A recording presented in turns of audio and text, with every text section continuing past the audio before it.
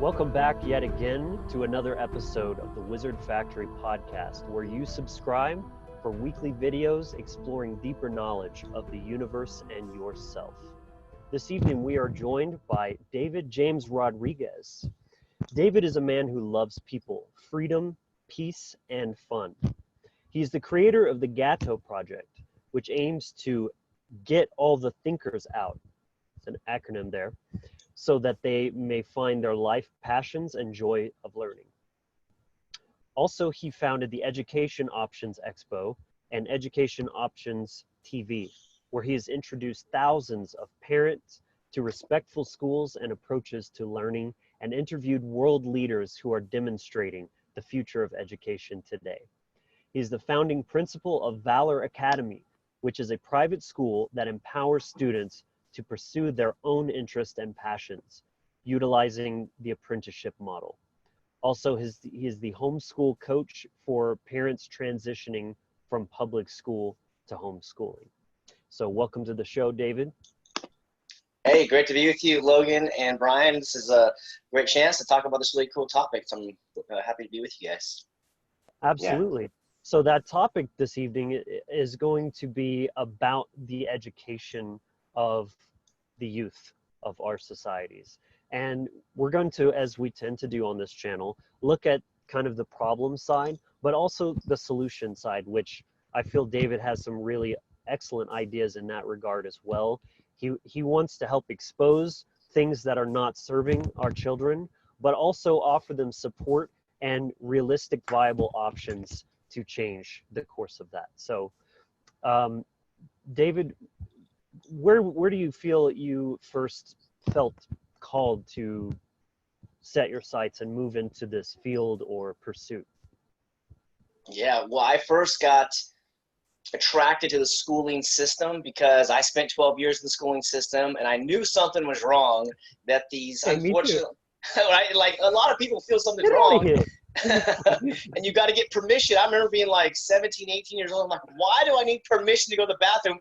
I don't even know who you guys are. What is this fabricated system? And so deep in the back of my mind, I knew something was fishy. And then as time progressed, you know, someone like you both and your audience, I'm sure, are critical thinkers, and we're people that ask questions. And in this status system and this model of control, they don't want you asking questions. They want you to shut your mouth and sit down.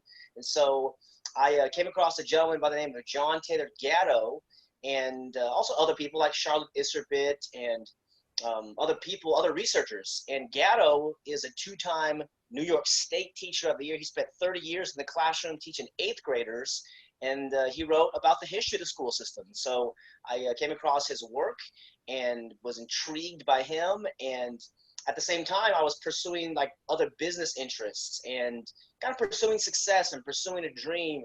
And I thought money was what success was. And I think money has value, is important. But as I studied the higher levels of consciousness and meaning and life, it seems that the people who make a real difference in humanity want to leave a legacy, want to leave the world a better place. And so I had a mentor say, instead of money, which is good, money's okay, think about something in the society that you would consider an injustice, and then spend your life trying to correct that injustice. So that took me a few years to decide I want to start a school and help children. But as you mentioned in the opening, many of us say there's a problem with the system. However, very few people are chopping at the root of the problem. They're trying to put Band-Aids on the system.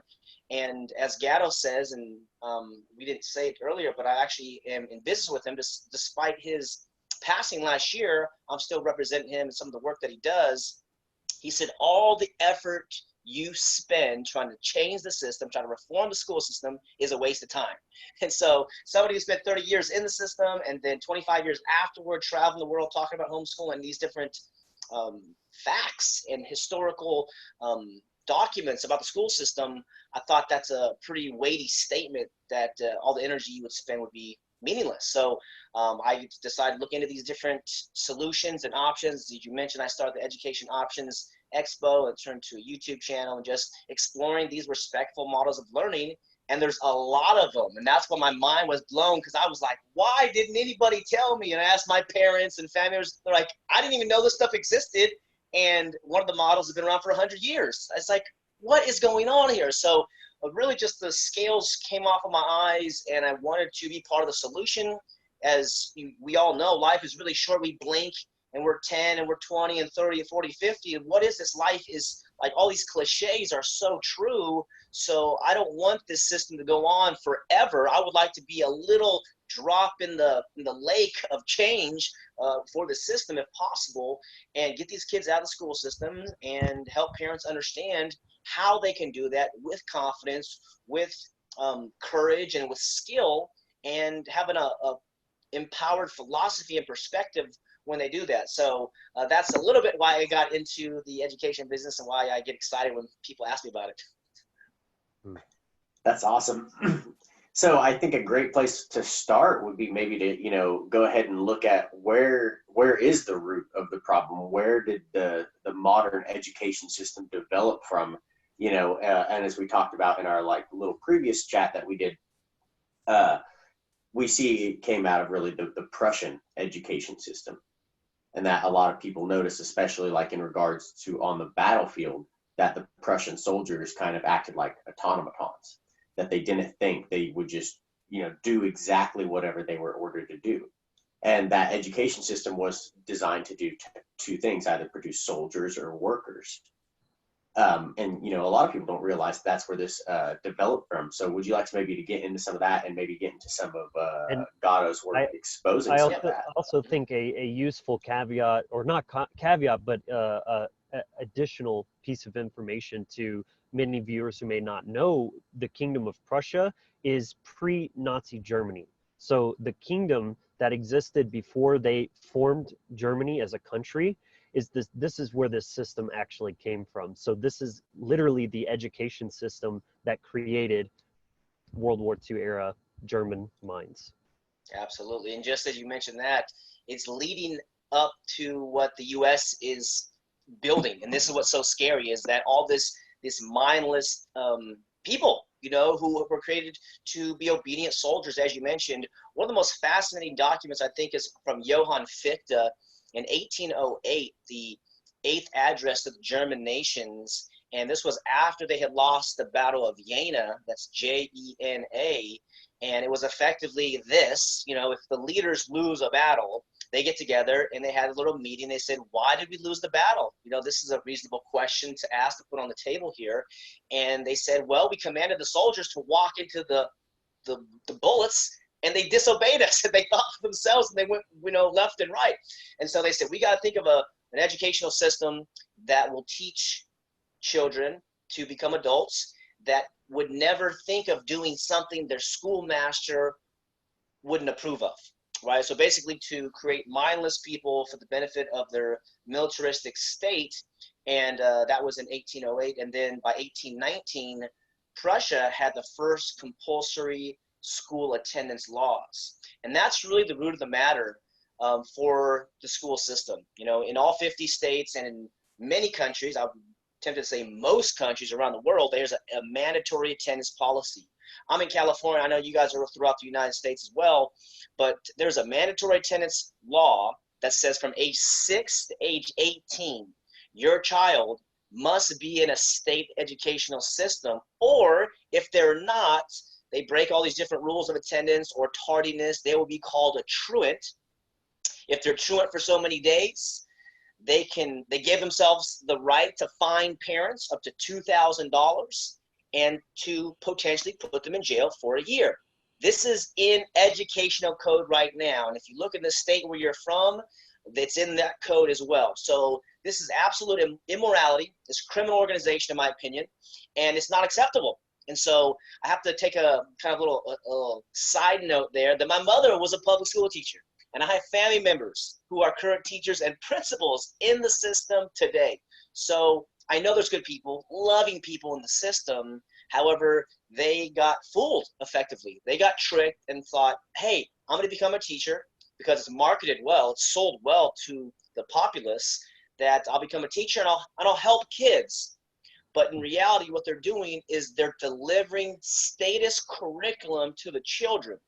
These teachers have no freedom effectively, maybe like 5%, but 95% of the curriculum, the status curriculum, is worship the state, worship the presidents, obey your authoritarian police officer, governor, politician, you know, and yield to them. And so Pledge allegiance to the flag.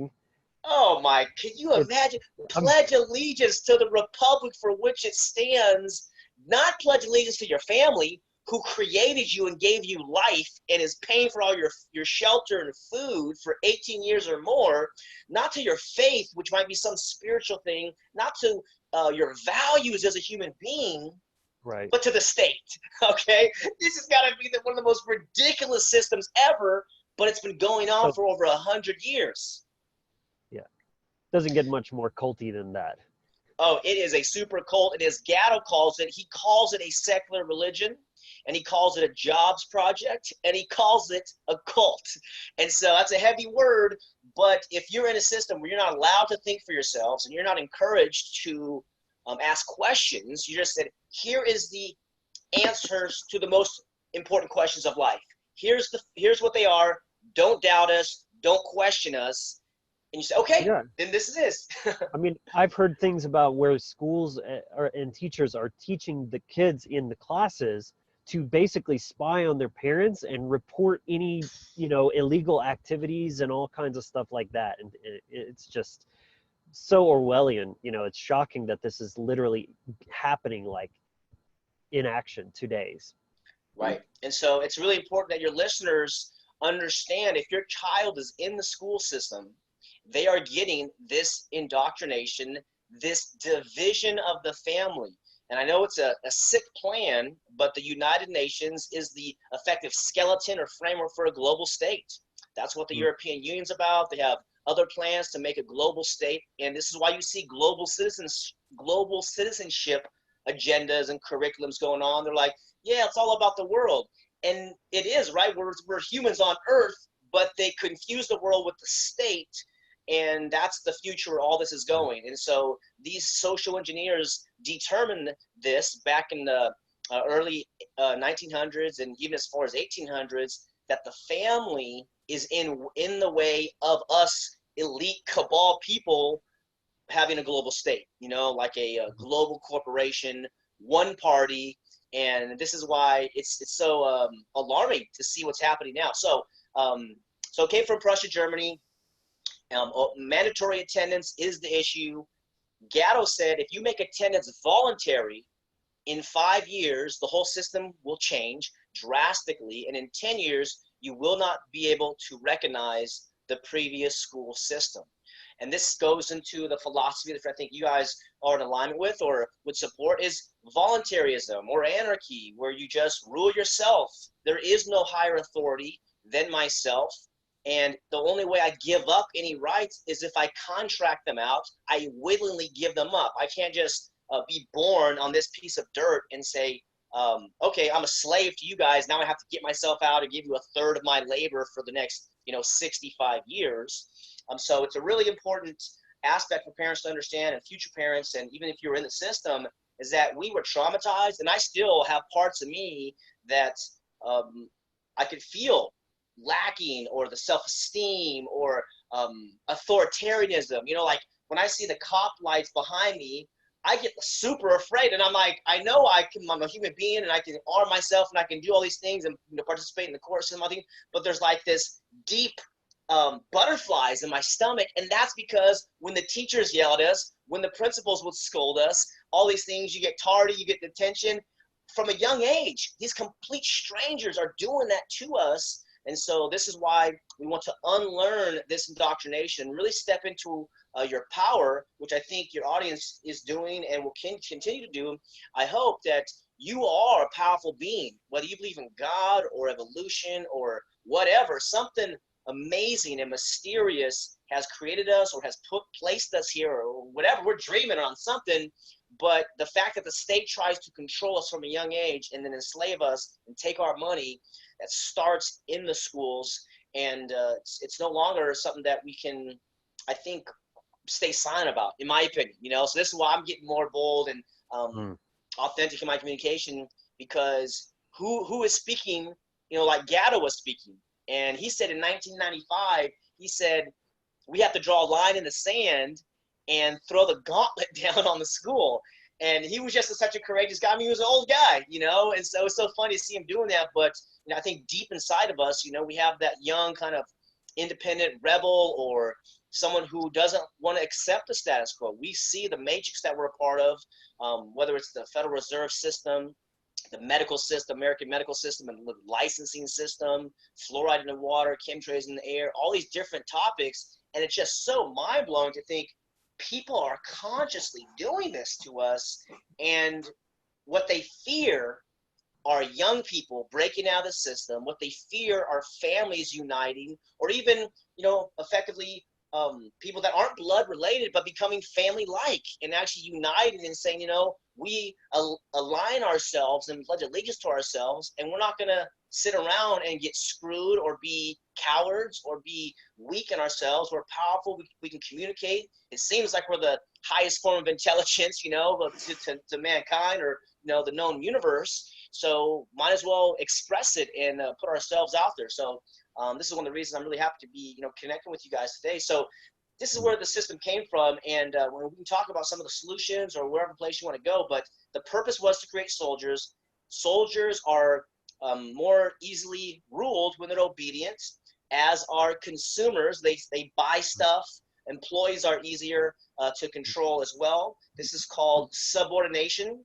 And, what I tell my homeschool clients is, and even if they, bring their kids to the consultation, I look at the kids, I say, you are the president of your own self, of your own life. So you might temporarily work at McDonald's, or you might temporarily work at Starbucks, or wherever it is, that's fine. Consider that one of your best clients. But in your own mind, you've got to set yourself free and realize you are the independent person, that you are CEO of everything in your life, and you choose to do these things. And never think of yourself as you are lower than other people. You are equal to the president of the United States, to whoever you hold high regard, some LeBron James athlete or whoever. And it's just a matter of learning. And so this is why it's so vital to understand your own power as an individual, that you are smart, intelligent, and fully capable with huge potential. And once they can get that, then you can start to teach yourself, and then life becomes very exciting. Love it, man. I love your passion. Yeah, and you're saying a lot of things that are totally in alignment with what we teach on this platform. Self-empowerment, sovereignty. I mean, it's great. And I guess you could say we don't hold back, so don't feel like you have to. You can really put an edge on it if you want to. Our viewers can handle it. They probably like the abuse a little bit, but yeah, I mean, it really, it's such a powerful thing to understand the importance of youth, because the cycle of abuse will continue.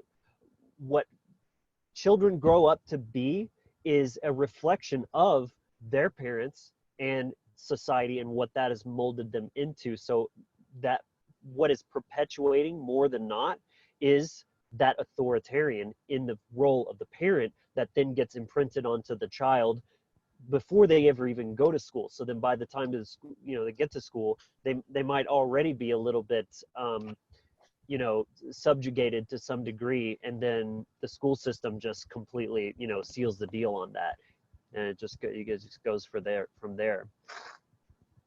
Absolutely. What you hit on it really well when you're saying Gatto said it was a cult, because it immediately brought up images for me of whenever I was attending basic training for the Marine Corps down in San Diego, and the very much the similarities they use for that as what are in the education system, and what they just take the same tactics and they just amplify them and make them a lot stricter with a lot more punishments and things, but it's the exact same tactics. And you really start to see the similarities as you go through the different experiences. But it's kind of like Logan was saying, the parents and society, they kind of like prep that mind in the early formative years. Then the school system then starts to solidify it more, and then as people they go out into the workforce or into like the military or something, then that really puts the nail in the coffin and solidifies that mind control, because then they've had it all the way from their early years all the way up to the point that they're an adult, And then now as an adult, they've been properly programmed to do out in whatever their job in society may be. Right. And actually the setup so the family is almost their own peer group or their own control governor or mechanism. And some of the people who are, voluntarists out there or understand the state as organized crime, you'll have a conversation with your family and they say, no, like I have a family member who gets mad at me because I don't stand and do the pledge during a football game or doing some event. And he's like, man, that's really disrespectful. You don't do that. And I say, look, man, those guys kill innocent women and children. And they take your tax money and they go out and buy bombs and drop bombs on these people on the other side of the world that we don't even know. And we're not defending ourselves. We are attacking them. I say the military is attacking them. These are criminals. And I tell them about what's that? I said that's disrespectful what they're actually doing to other people overseas. I mean, that's the absolute doublespeak projection. It's exactly. Like, have you seen the meme where it's a picture of the world and it shows a picture of like Saudi Arabia, Iraq, Afghanistan, and it's like, how did my freedoms get right there? And there's a guy pointing at it. He's like, huh? It's like, I understand if somebody's attacking us, or I say me on my property, I have moral justification to use force, but we're over there. And so, anyways, the family members kind of try to put us back in the box, and for a few years, I felt kind of shy to speak my truth. And then once I understand a little bit about life and our mortality and how everybody's just kind of trying to hide and get along and like dodge the truth, and how there's a community, a growing community of people that are speaking their truths and putting their neck on the line, I said, man, I'm not by myself. There's a lot of people. And there's like, I would probably say hundreds and thousands of people who are now speaking their truths to the best of what they perceive to be the truth, that the state is criminal. And it's okay to say, no, I'm not going to stand and worship the flag. This flag does not represent me. It doesn't represent freedom. However, I understand it was an evolution. Let's say the Declaration of Independence, an evolution from the monarchy, great, and then Constitution, great, Bill of Rights. However, the Bill of Rights was supposed to restrict the state. It was supposed to limit the actions of the legislatures and the military. And now we can see by all the police videos that these police, they have no idea what the Bill of Rights are. They have no allegiance to that document. They're just doing what they're told. And you always hear, hey, I'm just doing my job. I say, oh my God, that's the worst thing you can say, man. Like, if you're not even thinking about what you're doing, you're just doing your job. We see where this is going. And like I mentioned, I'm in California. There's forced vaccines out here, as there are in Colorado, West Virginia, Mississippi, Maine, and there's more states coming. So they mandate attendance to their schools, and then they mandate that you inject these toxic, questionable, harmful ingredients into their bloodstream, which bypass the blood-brain barrier. Tyranny isn't coming, it is here. So this is one of the reasons we are getting lively about what we're talking about, because it really is happening, and there is still hope, but sometimes our family block us. So I kind of made a conscious decision. I'll tell my family I love you, and this is what I've found to be true. I stay super calm. I'm excited I'm talking with you guys because, these are my brothers in freedom here. But like my family, their blood, I say, this is what's going on. So this is, can you refute this? Here's the documents. But the funny thing is, they don't want to see the documents. They're not interested in this stuff. They just want to like kind of blindly go forward. And I say, that's okay. I love you. I'm going to do my thing.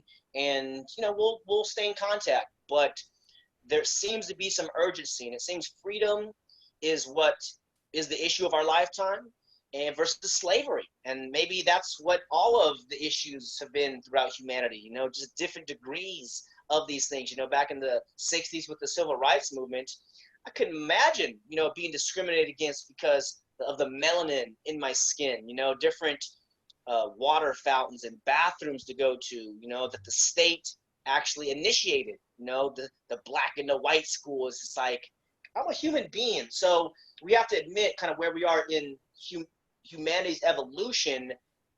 There's a long ways to go, but in the conscious communities, and I'm sure your audience are some of the visionaries, of humanity. So this is why I call homeschoolers one of the greatest hopes on planet Earth because they are removing their children from the school system and allowing true love and trust to be formed between the mother, father, son, grandmother, whoever is raising them. And that bond, once formed, cannot be broken by any laws, by any rules. However, if it's started off very weak, like I said, age 6, but even in New York and California, they're trying to get it down to like age 3 and 4. I'm saying, are you kidding me? You're going to put your toddler in the system? Some parents have been so demoralized and dehumanized, they will do that. But I recommend, if you can, figure a way out how to not do that. And we'll give you some tips here shortly. Yeah. And, you know, I think something that is a really valuable tool, you know, one that we're utilizing right now, you know, as parents now, we can really utilize to help educate our children, and that is the internet and technology. Those are really powerful systems that we can all leverage in order to, you know, develop websites, you know, that are educational websites, or, you know, have children, you know, they have access, you know, to audiobooks, so they have a library, you know, right there at their computer, as well as, you know, all the other wonderful things in life that you can take them out to experiencing. There's, you know, homeschooling groups. You know, if you look in your local city, there's a pretty good chance that there's going to be a homeschooling group around that you can link up with and go do different activities, group activities, like take kids to museums or parks or whatever the activity may be. So I think a lot of parents, like you said, are very demoralized, but they don't actually realize that there's a lot of support system out there and a lot of different resources that they can leverage and tap into. So would you like to maybe get into some of those, some, you know, things that you found valuable and useful to use? Yep, absolutely. So initially I started the Education Options Expo as a way for me to explore these respectful models of learning. The problem is mandatory attendance, mandatory curriculum. The solution is voluntary attendance and voluntary curriculum. So I started finding these different school founders and models. One of the resources your parents and future parents out there might want to watch is a documentary or a movie that's made about a school in the United Kingdom. It's been around for 100 years. It's called Summerhill, 2008. It's on YouTube for free. And it talks about this school where you show up. It's a K-12 private school. They give you a menu of classes and they say, hey, Johnny, here's the classes that we offer. Check off the classes that you want. If you don't want any class, don't take any classes, great. We got a bike ramp in the front yard. We got musical instruments in the barn. There's a tree house over there. We got 10 acres. Go play, go be free, go be a kid. And I said, is this real? Is this school real? Yes, this type of school is called a democratic school. That one's been around, as I mentioned, for over a century. They have other models in the U.S. called Sudbury schools, and the next evolution of them is called Agile Learning Centers. I really like those ALCs schools. They've added the agile philosophy, which is used in the tech world, and just keeping flexible with changing times. So it's really powerful. So there's schools. If homeschooling scares the pants off of you, which it does normally for parents, which is totally understandable, there's a school that you can put your child in. Now, when I do consulting with parents, I start off letting them know, this is your mind and this is your child. The state is a corporate fiction. And who is the state? They didn't create your child, and they don't love your child. So let's just start there, okay, if you can. I know that's a little bit direct, and so I got to be softer, you know, with some parents. But as you mentioned, your audience is conscious, so we can have this conversation. So I say, what is an education? Because the state and their various agents will say everyone child deserves a quality education. I agree, but what is an education? And so Gatto distinguishes a schooling from an education. A schooling is what somebody else does to you. An education is what you do to yourself to create a good life. And so that last part is to help your listeners and people out there understand that this is your life. And if you want to create a good life, that's probably a good intention. If you want to create a bad life, I wouldn't recommend that, but you're free to do that, right? I would never enforce my ideals on you. As long as you're not harming another person or their property or threatening violence or stealing their shit, then fine. You do what you want, okay? So understanding what education is. And then the root of the word education is educo. That means to pull from within, to draw out. So that goes to the principle which Buckminster Fuller, the great scientist, said, Every child is a born genius.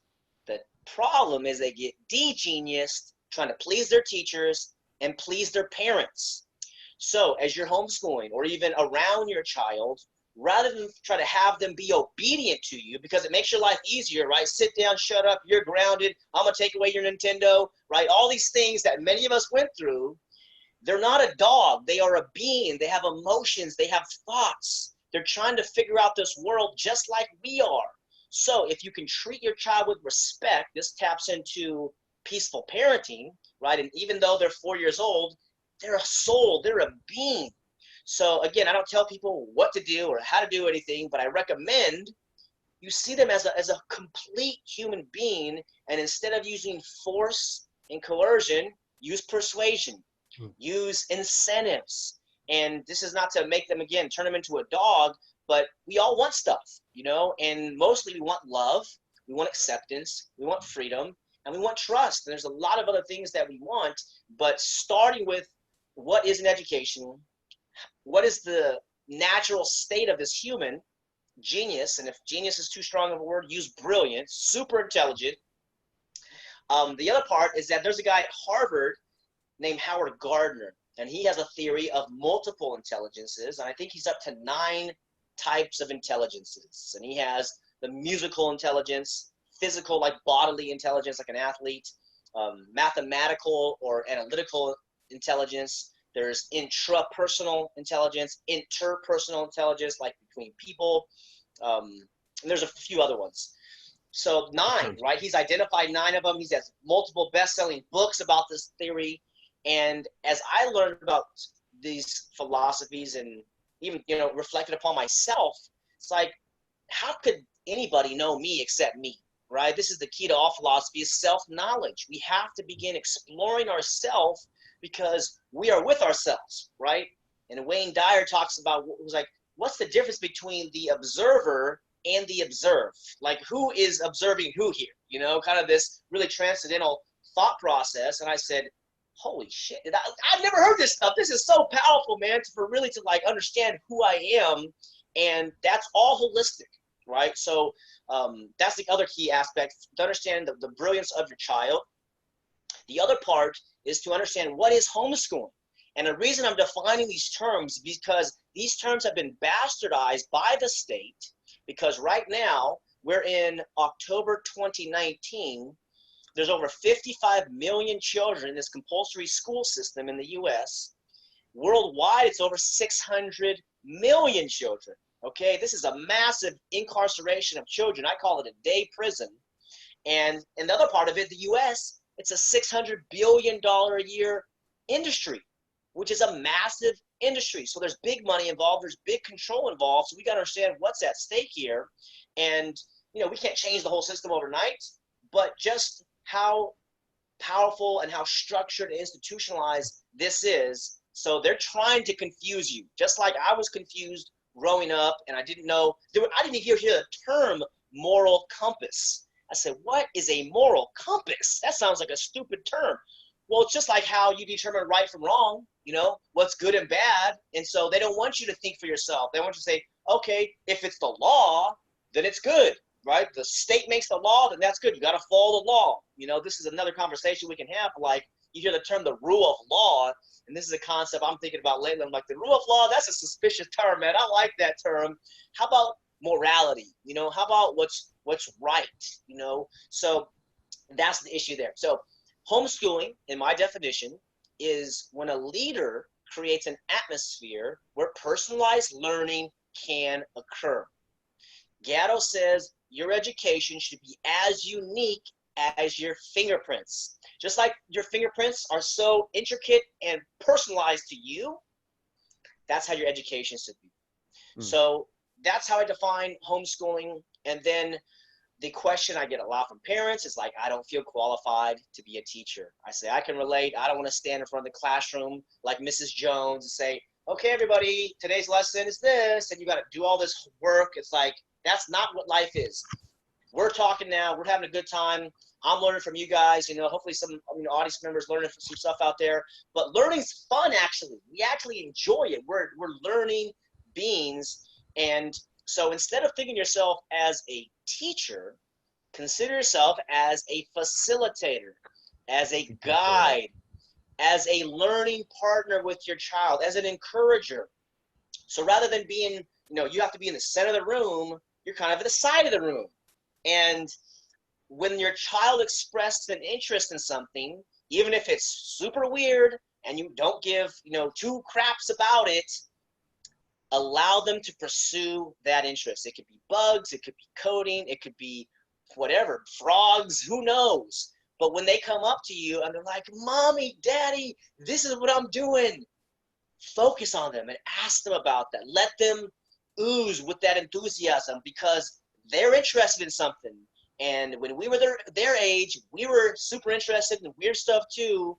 And then the really exciting thing is that energy, that enthusiasm, that passion can be transferred to other subjects. So maybe they're 6 and they like frogs, but maybe at age 10, it turns into drawing, or maybe it turns into music, or video producing, or editing, or podcasting, or something like that. That is a very useful and valuable skill that they can monetize in their life and create an independent livelihood, which is what a true education is about in my mind. One of the things that an education is about is to be independent, right? Freedom is the issue, and to be able to do that and build towards that, is a great intention. But they've taught us to not do that, right? They want to teach your child to get jobs and to not think for themselves. So we're all unlearning this, and having goals, I think, is really powerful too. But starting with those beginning terms, it liberates parents. And I'll give you the 5 phases of homeschooling, and I'll give it back to you guys for comments here. So there's 5 phases of the homeschooling process, in my opinion. The first one is forced schooling. This is the default compulsory monopoly system that we all went through and your child may be in right now. The second phase is deschooling. This is where you remove your child from the school system and you want them to be able to release that pressure. So just like if you have a bottle of soda, you shake it up. When you open up the cap of the soda, there's all this pressure that gets released. In the same way, you want to let your child release that pressure. Don't force them to do anything. For the rule of thumb is for every year they're in the school system, give them a month of free time.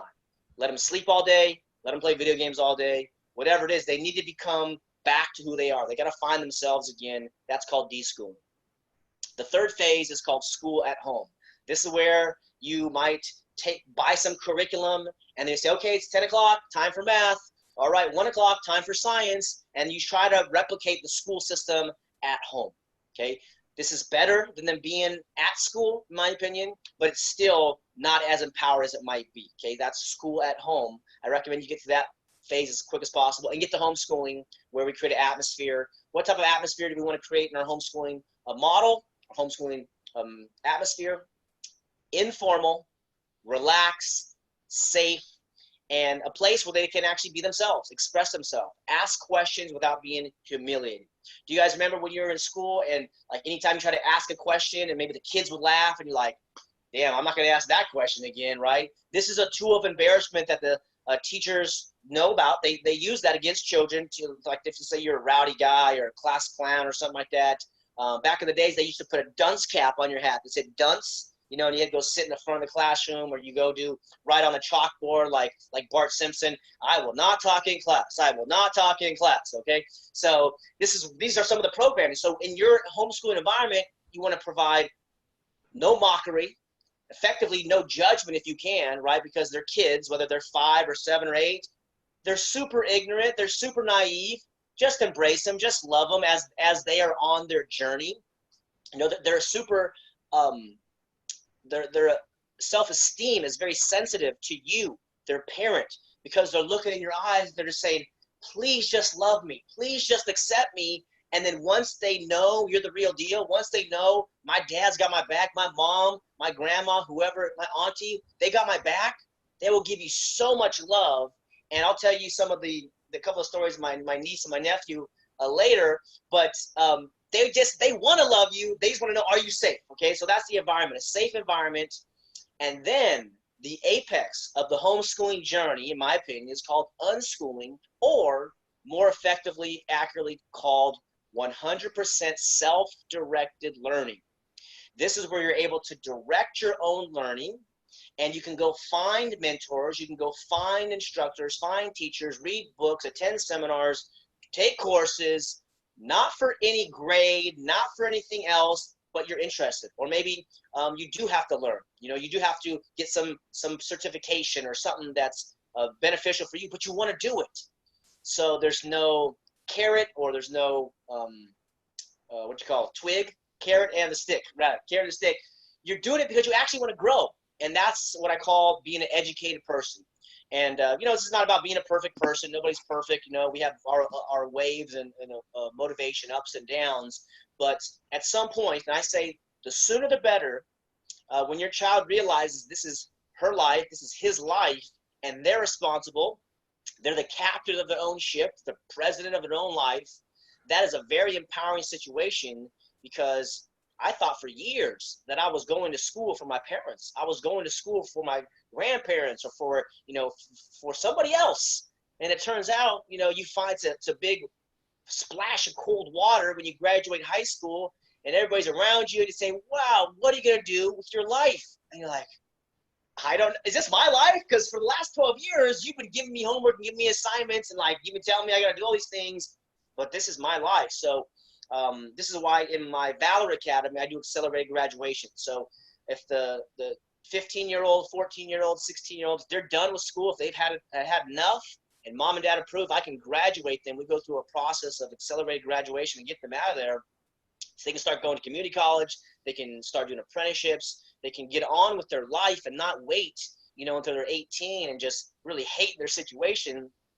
And if somebody would have told me that when I was 14, I would say, please get me out of here, man. This is not where I want to be.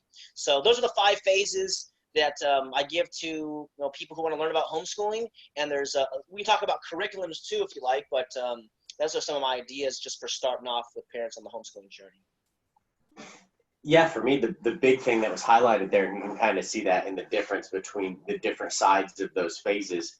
The first one, and the statist mindset, they have the indoctrination mindset, is that education is limited. It only happens in a certain place within a certain set of rules for a certain amount of time. And that is very different from the mindset, the fundamental mindset, that education is something that never stops and that it always continues. And when you get into that mindset that education is something that you're always seeking more, you're always seeking better yourself, and you have fun with it, that's exactly where they don't want you to be, because that's how you create empowered individuals, and individuals that are leaders and are capable of creating other leaders. Right. And that's so funny that you mentioned the time aspect of that, because the same thing that I was thinking of is kind of the other side. So you have space and time. So you're limiting education to these are, the years of my education. And then you make a school like it's this structure, like this is a place that you go and you learn. This is the school. The whole world is the school, and it never stops. Yeah, you definitely, and this was hitting me like a ton of bricks too, that I never actually thought of. Kind of an ongoing theme in this platform, that we're continually digging up new roots and identifying how it all relates, is this mind virus of, I don't know what to call it. It's like the mono mind virus, where everything is just, there can be only one, like Highlander. You've got monotheism and monocrops and monarchy. Well, this is the same, where it's a homogenization of education as well, where you were just saying, David, that each education should be as unique as your fingerprints. That is so, profoundly poetic and true, in my opinion. It made me think of that quote by, I believe, Albert Einstein, where if you judge a fish by its ability to climb a tree, it will go its whole life thinking that it's stupid. We all have our own unique abilities and talents and skills and all these things, and those should be celebrated and cultivated from as young an age as possible. And when you're in an environment going through your formative years, rather than that ridicule and the shaming like you were talking about, if the parent can step into that role of supporting and encouraging, then that's the exact opposite effect of, instead of saying, oh, when I try new things, I get laughed at and scolded. You're encouraging that, because that, I mean, everything about this life is about growth and learning and just like experience. So how are you going to fulfill your potential if you're afraid to experience and try things? I mean, it's just absurd how backwards the world is, that we've been taught to just accept, and this is the best way or whatever. Beautiful. No, you guys had some good words right there. And you helped me remember. So in my school, there's two principles I run my school by, and that is the world is the classroom. So that's the key part. It's its curriculum, right? I've spoken about. The other part is that anything and anybody you can learn from can be a teacher. So it's this really, truly open source model of learning where first of all, the child gets it. The young person knows that already. It's mom and dad who are like, no, they got to have grades or SAT scores. You know, they get caught up in their own schooling, and they forget that, you know, this is a new generation, and they forget about, you know, these devices that have revolutionized the whole planet. Now we have almost access to all information, right, at our fingertips, and massive communication technologies. So these platforms are out there, and we were speaking about earlier, to create content is kind of the thing, you know, to create our own personal brand. And that's the deal, is we don't want to be conformists, because we would disappear in the sea of sameness. So we have to be ourselves and find ourselves. And there's a better quote that says, instead of finding yourself, create yourself, right? Understanding that we're the co-creator in our life, and you can choose what you want to do. So have a 5-year, 10-year, 30-year goal, and go shoot for the moon. And if you miss, you'll be among the stars anyways, to really go for it, right? So I was truly looking for somebody to tell me this as a young age. And, you know, thankfully, my father put me around Rocky movies, you know, and I was like, yeah, I thought I was Rocky Balboa or something, you know, and trying to get inspired in all these things. But that was really kind of the only type of model of achievement or success, you know, like you feel like you're a nobody, but you can put in the hard work and you can do it. So those are the two principles that I run my school. The other aspect of curriculum, I think, is really important. Again, we're going to make some definitions so that parents, when you're out there and the teacher, the principal, somebody gives you these funny words, hopefully you can remember one of these things that might be a rock or a pillar for you, give you some strength. So the word curriculum, the root word of that, means a course or a path. So it's not textbooks that you memorize, it's a course or a path. So life is its own course or its own path. So first off is the world as a classroom curriculum. Understand this is all one. The next type of curriculum I encourage parents to facilitate for their kids is called the question curriculum.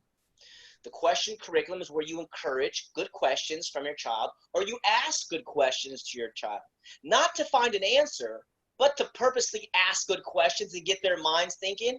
And then pretty soon they're going to ask you some amazing genius level questions. And guess what? You can say, that's a good question, Johnny. I don't know. Where do you think we can find that information? Because it's not about the answer. It's about knowing you're capable. It's about knowing where to look. And generally the three things you can do is, where can we read it? Where can we talk to somebody? And what do I know already? And so the internet and these search engines have made it so easy. YouTube has made it so easy to find some of these answers, but maybe some of them aren't on video. Some of them are in textbooks. But the reason I bring that up is because the question curriculum is very powerful. All knowledge is just a question to an answer. Or I should say an answer to a question. So the other aspect of what we're talking about is mistakes, okay? So in the real world of success, we have to try a lot of things to have a good result. And nature does the same thing too. If you have 1,000 seeds, you drop 1,000 seeds, there might be 5 or 10 seeds that take root.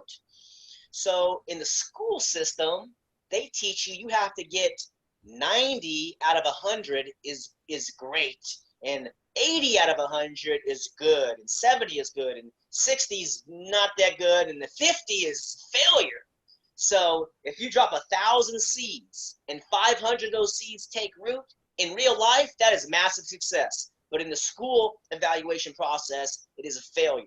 So the other curriculum I have, and by the way, I have a Facebook group that's free for now. It's called the Homeschool Leader. It's called Homeschool Leader Facebook group. You can go there. I have about over 20 curriculums that I've created. We can talk about these things and have a dialogue. But the next one's called the Mistakes Curriculum. And the Mistakes Curriculum is where you, the father, the mother, allow mistakes to happen for the benefit of mistakes, because that's when we learn the most. And then when a mistake happens, even if it's like spilling the water or breaking something, you look in your child and you say, that's okay. Because your child is what matters. Okay, it's an extreme to say if they burn the house down, okay? But if they burn the house down, if they're alive, it's okay. They are what matters. Your child is what matters. This is the human body, the human flesh. We are the living beings, and they know that, but they need you to tell them that so that they can remember that. But if you don't know that as the parent, you're going to get pissed when they spill some chocolate milk on the table and say, oh, would you look what you did? You spilled it again. You're always making mistakes. You can't do anything right.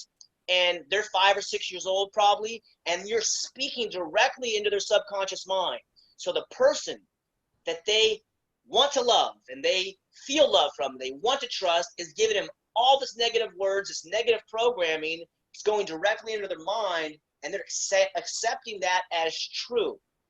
Right. So what happens later in life is we have to reprogram our subconscious mind. And this is a whole nother conversation, but it's a worthy conversation, because they say that our subconscious mind runs 95 to 98% of our life. You know, like we're talking right now, how many different things are happening in our body without us actually knowing what is going on. Our hearts are beating, you know, our saliva, our eyes, our skin is replenishing, you know, like the blood vessels. It's like, this is amazing to be a human being, okay? This is incredible. So our subconscious mind is super powerful.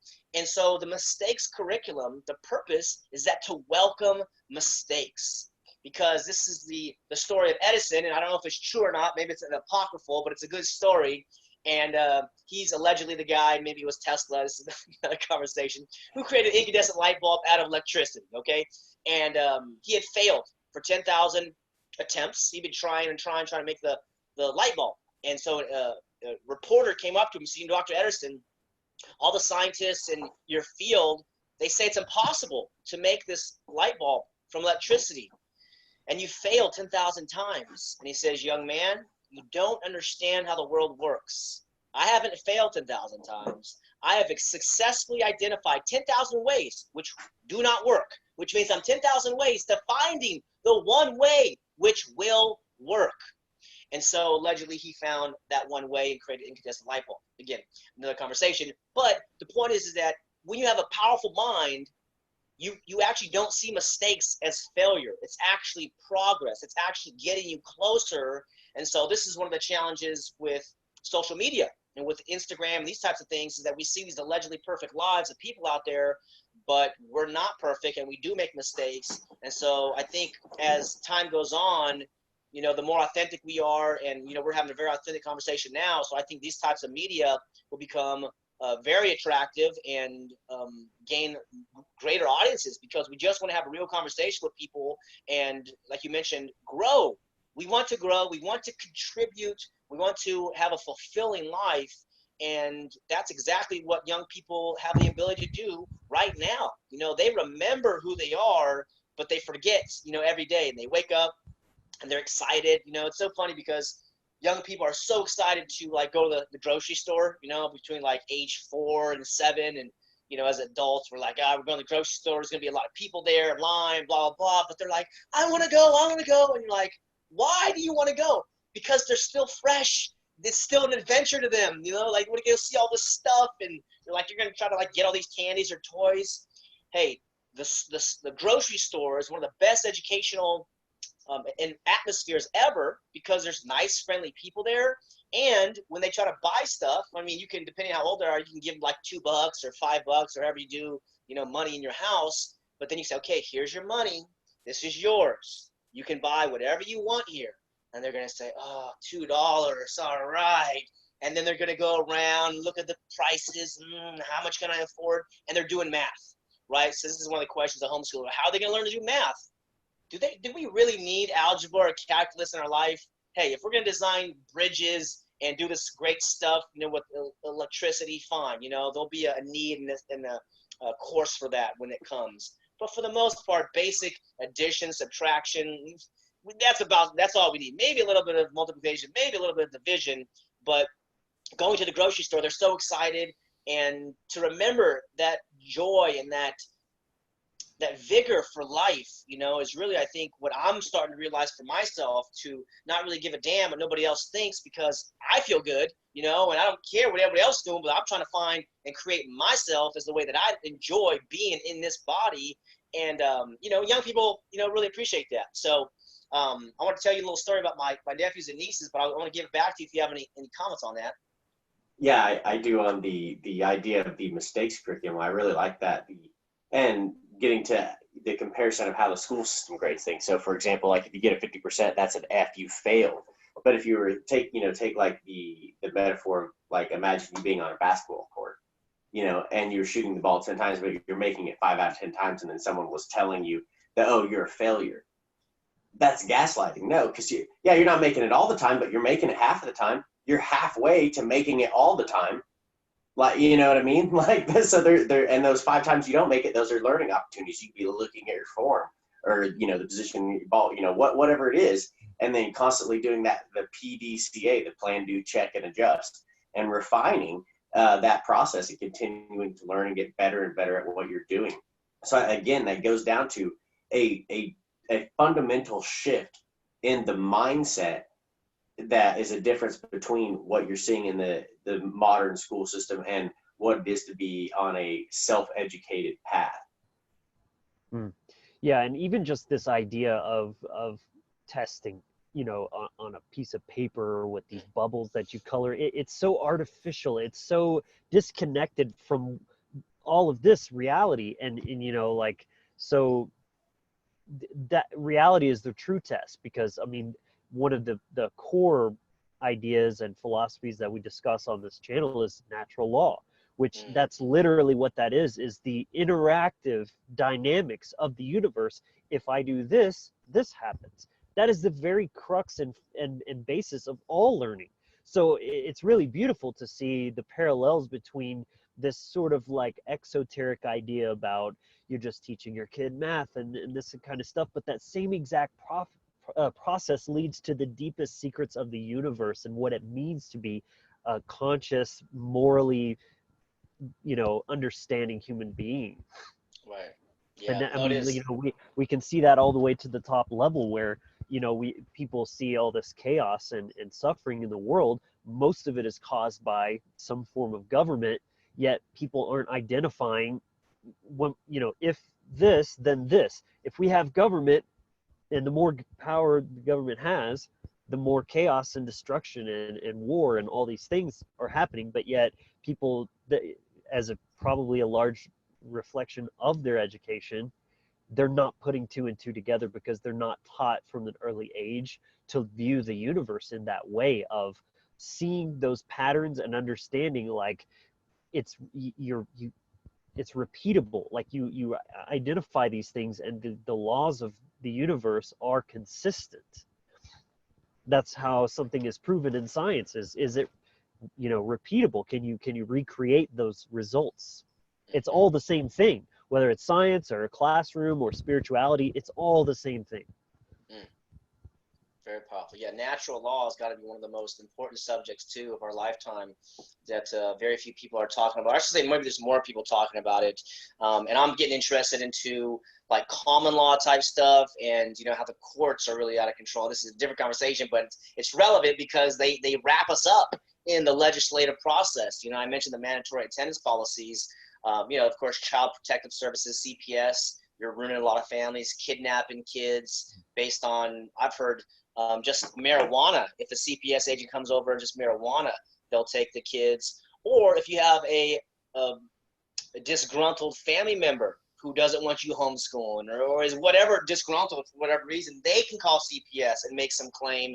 And this is what's really scary, same thing with the cops. You have an anonymous tip, and the cops come over. So I always tell them, hey, if the cops come, video record them, try to be calm, tell them you don't answer questions, and you want to talk to somebody, you don't answer questions, because they'll just twist it around, and they're a revenue generation organization based on coercion, and they're out of control, and they've incentivized these guys, and they hire them just like they hire the TSA people, sure, they're human beings and they deserve, that aspect of their, humanity, but just really demoralize people. And I would probably say people that aren't the brightest kid, brightest, sharpest tools in the shed, because they just follow orders. And so when you see somebody with armed and a badge, I just saw the video from Police to Police 3.0, and it was the videos of the week, and it was showing 4 different cops in 4 different states, just drunk on their power. I think 2 of them were in natural clothing, like not their uniform, and they just think they are above morality. They believe themselves to be exempt from natural law, and it's like, right. No. And I just had this insight. They have a God complex. Yes, that's right. It is a cult. They have a God complex. It's trained into them, as you said, Brian. Like in the military, they shave their heads. The author of the book Understanding Our Slavery, Etienne de la Boete, calls it a shaved-headed death cult. And he's been using that word for a few years, and he's got some powerful phrases. I said, damn, dude, it is. We might have him on the show. I met him in Philadelphia at the Anarchadelphia conference, and he seemed interested in being interviewed. So that'd be great. Absolutely, yeah, get him on the show, man. He's got a great vision. How to get rid of the state. It's really interesting. Very solution based. Yeah, very solution based. Yeah, very powerful story that he gave there. I saw the talk in Anarchadelphia there, but. One of his phrases, it took me 2 years to really grab hold of because of my own biases. He says, the state is intergenerational organized crime. And I was like, is it really? And so, this past year, Narcapoco, I could spend some time with him. We're buddies. And he has his book. He had like the 2nd or 3rd edition of his book. And he's going through it. He's showing us the photos and everything. And I said, oh my gosh, it's intergenerational organized crime. And so I think that's going to be one of the memes. Hey, beautiful, man. Yeah, that with the flag and the children. I mean, see, this is why him and I really connected. Yes. Yep, it's right there. David, there's one thing I definitely wanted to ask you, because this is something that I've observed, and then it was kind of just sneaking around and lurking around in my mind. And then I heard somewhere, I don't remember where, but it was kind of expanded upon. I know you'll probably have some great insights on this, but the parallels between school and prison. I mean, as a trucker, I've gone through these small towns. I can't tell you how many times, and I'll drive past something, and my first thought is, that's a prison, but then I do a second take and I'm like, no, that's a school. Like, like it's so creepy. I mean, and like the inside's no different, not just the architecture, but the way things are run. They put you in single file lines, and there's, the recess. And I mean, there's a creepy amount of parallels. Would you like to expand on that some? So this is the other phrase. I call it a day prison. And, I got that phrase. Well, Gatto calls it the prison of schooling, but a modern day prison I think is accurate because you're forced to be there. And in my research and seeking, I have not found any other organization other than prison or jail where you're forced to be there. You're driving your truck, you're getting paid. If I'm doing some consulting or doing some business, I'm getting paid. That is called voluntary action. But there's no other organization. Maybe you could call like the courts when you get summons for like a subpoena or to do jury duty, but they don't really come and threaten you. With schools, if you register with the school or the district, your child, they'll come to your house and they will knock on the door and they say, where is Susie? She is not in school today. We need her there. And here's why. I mentioned the money earlier. The districts get money from the state based on average daily attendance. ADA is what they call it. And how do they determine ADA? Roster. So they look, they say, Susie. Yep, go ahead. Where else is there profit in attendance? In the prison as well. The prison industrial complex. There's yet another parallel right there. So that's just out one side and then right back into the system. on the other Absolutely. end. Yep. And they train you in school to sit down and shut up. They train you in prison to sit down and shut up. You have no rights in school, right? They say, "Oh, I'm expressing my First Amendment right." You don't have those rights in school. And I'm like, are you kidding me? So this is the next evolution. Oh my gosh, a hall pass. Oh, you got to get permission to urinate and defecate. That's got to be one of the most dehumanizing things ever. You will never need to ask permission to go to the bathroom again in your life. This is one of the most fabricated occurrences in the young child's life. If in a job, if you need to go to the bathroom, you leave and you get up and you go to the bathroom, man. Even if you're bagging at a grocery store, which I've done, working at Burger King, which I've done, you just say, "Hey, I'm going to the bathroom." I don't need permission. So it is that profound. And as you mentioned, the prisons get money for having bodies in the prison, and so do the schools. So it's seriously a crime, and this is why we have to, in my opinion, I'm trying to level up my conversation abilities so I can get out there and perhaps even raise it to a national, international conversation where other people will be bold and speak truth that the school system is a modern day prison for children. It's criminal. It's not acceptable. So we're going to get them out of these forced schools. And this is the Gatto Project, as you mentioned. Get all the thinkers out of forced schools. So this is the bridge. They're in prison right now. We want to remove them. You can do a democratic school, Summerhill, Sudbury, Agile Learning Centers. You can do homeschooling. You can do apprenticeships. You can even do school at home. There's charter schools you can do, which aren't ideal, but they're better than being in the prison system, the day school system as it is. The solution is to get these kids out of these buildings so they can realize life is not like that. This is not the real situation in life. So instead of trying to be a controlled person in this model, in this school, we want to encourage children to be their own self, to create themselves, to find out what matters in their life. And then one of the highest levels of creation and consciousness, in my opinion, is finding your purpose or creating your purpose. We're talking on these laptops and these devices. This thing has a purpose. This headset, this microphone has a purpose, which is being used, and it's a very happy headset being used for its purpose. Same thing for our own human selves, our humanity. We want to use ourselves for something purposeful, and it takes some time to find it. Sometimes people find it earlier, but helping children to discover that for themselves has got to be one of the most exciting things ever.